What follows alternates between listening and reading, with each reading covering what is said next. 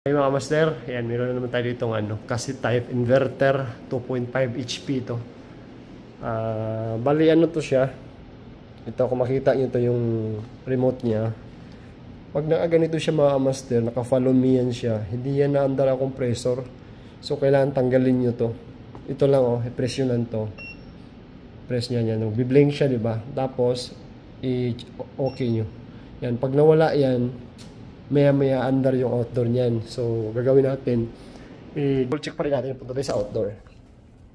Let's go. Okay, so andito tayo sa outdoor mga kamaster para ma-double check natin kung may problema. Lagyan na gamitan natin ng ito, Dr. Smart Inverter Detector kung may problema siya sa system, sa board, sa mga sensor. Check natin. Tapos, paanda rin natin. Okay, kabit mo.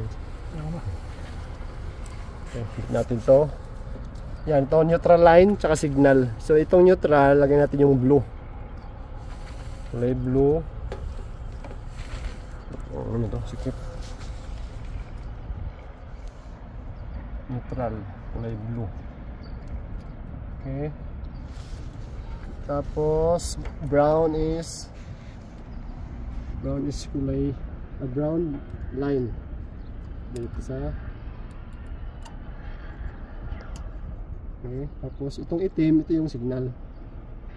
Ito yung signal niya. Okay. After doon, yan, kita niyo yan.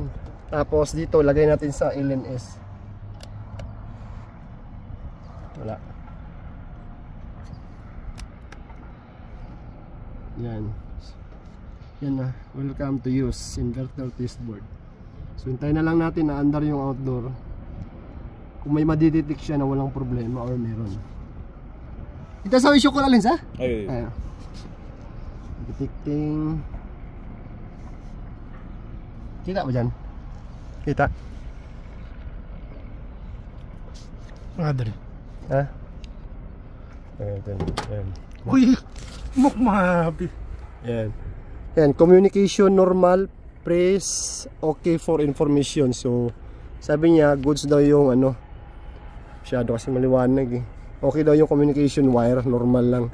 So okay daw natin. Yan. Tapos enter query. Yan, mandar yung compressor ngayon. Saan yung kilometer kami sa kilometer?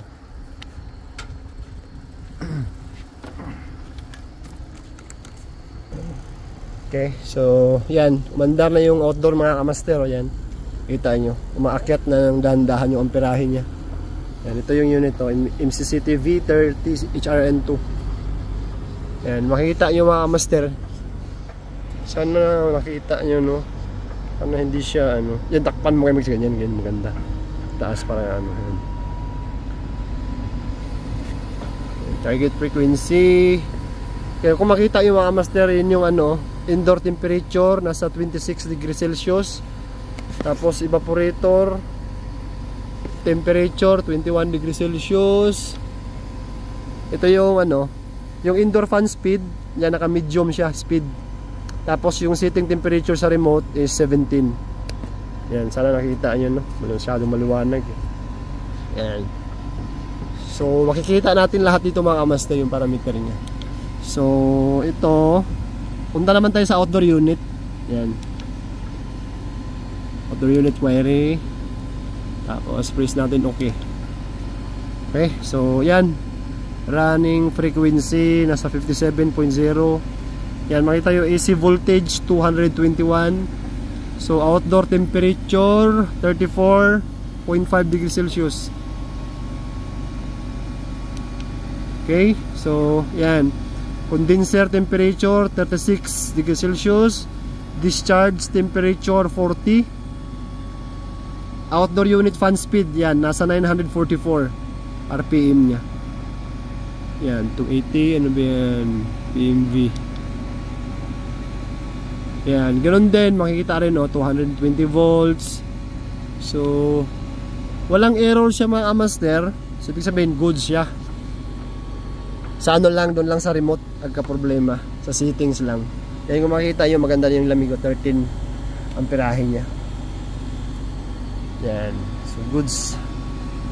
Walang problema sa unit. Wala siyang nadidetect na ano, na may error. The best yung ano, gamit na gamit sa atin ito.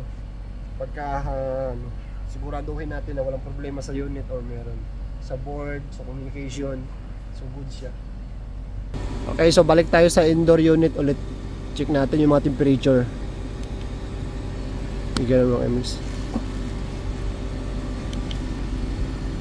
Yan. Target frequency, indoor temperature 22. Yan yung evaporator temperature na 6 degrees Celsius na siya. Yan. So dapat ganito laging na re-reach yung temperature sa ano, coil, evaporator coil pipe sensor. Or mas mababa pa dyan, 5, 4 yan, goods lang yan. Kasi pag nare-reach na yan, mga nasa ano lang, temperature yan sa 15 degrees Celsius pataas, mag-i-error yung unit natin. Okay? Goods na goods to mga master. Thank you for watching at lagi, bye bye.